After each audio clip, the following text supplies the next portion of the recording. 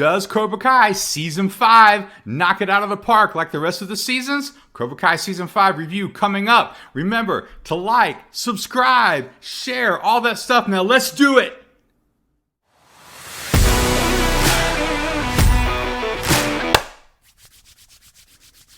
What's up, everybody? This is author MB Mooney coming at you again with another review. This is Cobra Kai Season 5 on my YouTube channel here. Great Stories Change the World. And we're going to talk about some great writing today when it gets into Cobra Kai Season 5. Now, some of this is going to be a general sort of review and examination of the Cobra Kai series and franchise. Now, you may not know this, but it is rare for a streaming series to go beyond 2 or 3 seasons. It's actually rare for any show to go beyond 2 or 3 seasons because as great as a show is, you have to keep the quality going, if not improve on the quality of the writing and the characters. You got to do something new with the characters in the second season, and then the third season you have to bring new challenges, and sometimes writers change, producers change,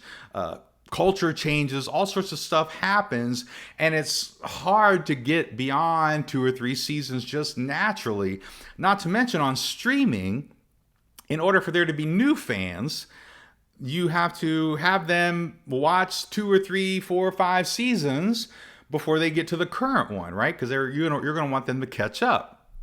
And so when we're looking at some of these things about Cobra Kai, it's a very unique show in the fact that it has still remained successful on a 5th season. And I think they have done a great job with season number 5. Not better or worse, they just kind of keep this thing moving and they keep it running.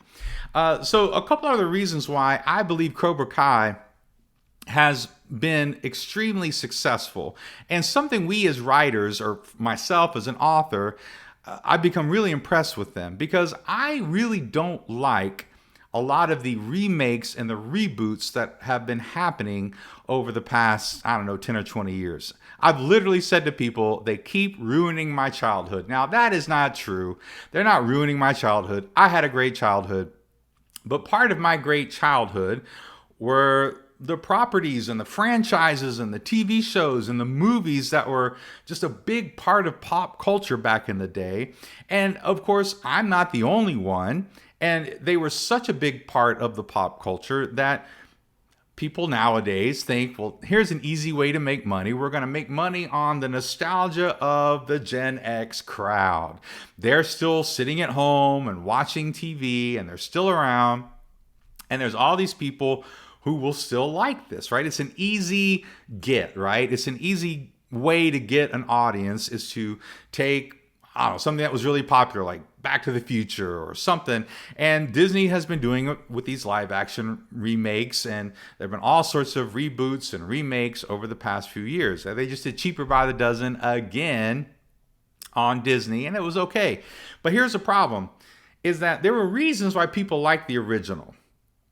And so either when you reboot it or redo it or remake it, you either have to copy the original or you have to do something different and interesting with it. Now, the problem with copying it is, why would we watch it if you just copied it shot for shot? Like, we could just watch the original and appreciate it for what it was. And if you do something new and interesting, it's very easy to try to tell this new story and yet lose the heart of what the original was all about. And I think that's one piece a lot of writers and a lot of TV executives and streaming executives nowadays don't understand, is that it wasn't just the gimmicks of time travel or karate. It wasn't just the gimmicks that people liked that got them into some of these things. What people enjoyed about these franchises and these movies was the themes, the universal themes that made everybody root for these characters. So even though there might have been some, great visuals or weird effects or something that were a part of it that helped to distinguish it from other properties, it was really the themes that people kept coming back to. And that's why they really enjoyed them. As even though we might look back now and think those movies weren't that great, there are reasons. And so to do something new with this franchise and yet still retain the heart is very difficult to do as a writer. Let me just tell you, it's just very difficult to do.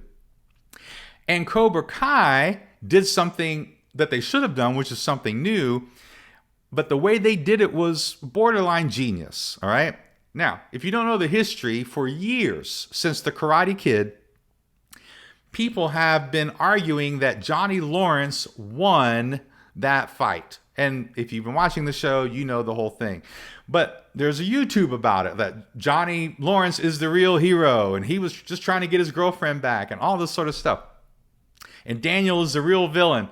And so the writers of Cobra Kai took a lot of that, and they made Johnny Lawrence the main character. And he has remained the main character for 5 seasons. It's still happening in the 5th season.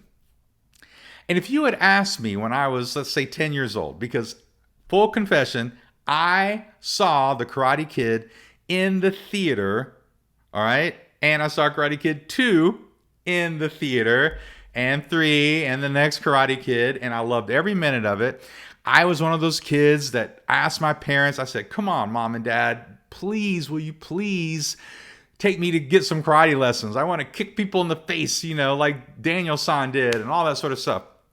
So I'm in, right? But if you'd asked me, do you think one day you will root for Johnny Lawrence? Do you think one day you will watch a show about Johnny Lawrence and you'll think that guy is the best? I would have said you're crazy. And yet they did it. And there's a reason why it works, and there's a lot of reasons why it works, but just really quickly, they took this character and made us care about him. He had a lot of faults. He was not a nice guy, even in the beginning of Cobra Kai, right? There were a lot of reasons like we didn't like him, and yet there was something in him that we could recognize. We could recognize some little bit of a good heart, especially when he's dealing with Miguel, or there's a couple save the cat moments.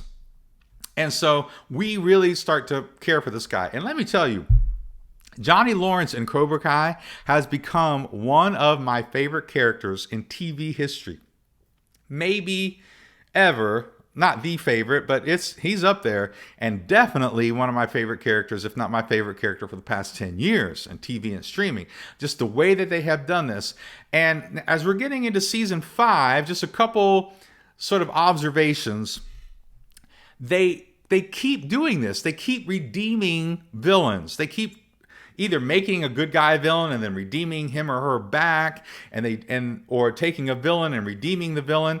This has become one of the most redemptive shows in television history, at least that I know of.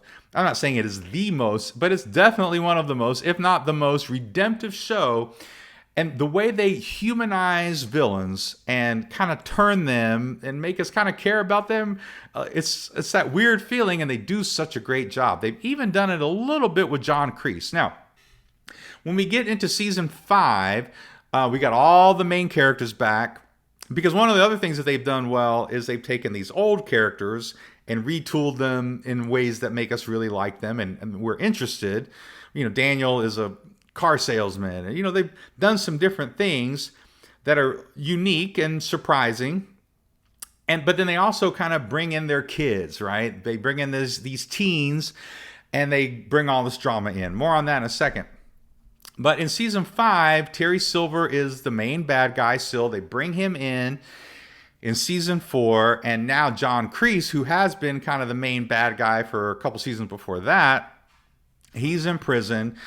And we really get a great setup for season 5, because Johnny Lawrence is really doing a lot more of exploring his own responsibilities as a father and a father figure with Miguel and Robbie. And he's really he's making mistakes, but he's trying. And we just love this for him as a character. So he continues to grow, and he's working on his relationship with Carmen and the things that they're going through and that commitment.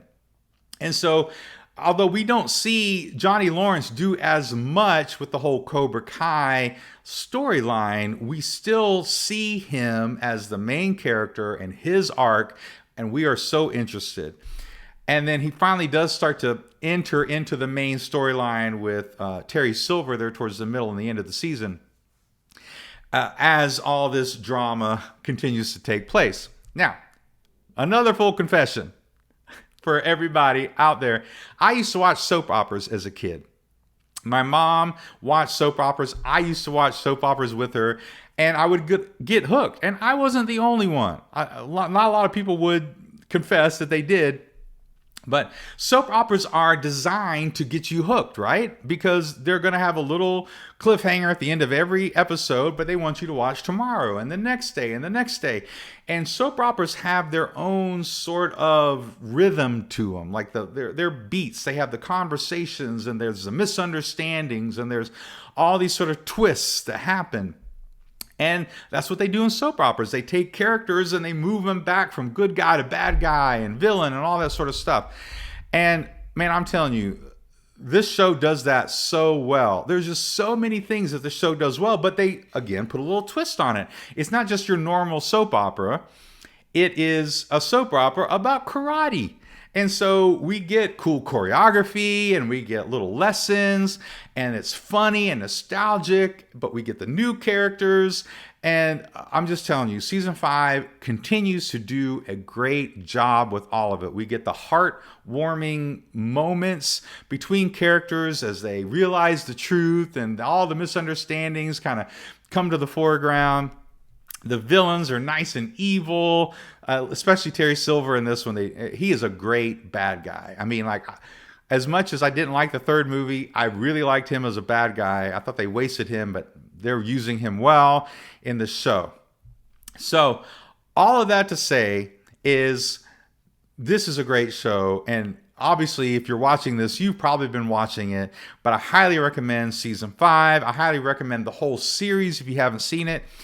Please let me know what you think of Cobra Kai. What is your favorite thing about Cobra Kai? Who are some of your favorite characters? What do you like about it, or maybe not like about it? Or maybe you think it's stupid. And of course, subscribe so you can get more of this amazing content, all right? And until next time, this is author MB Mooney signing off. Peace out.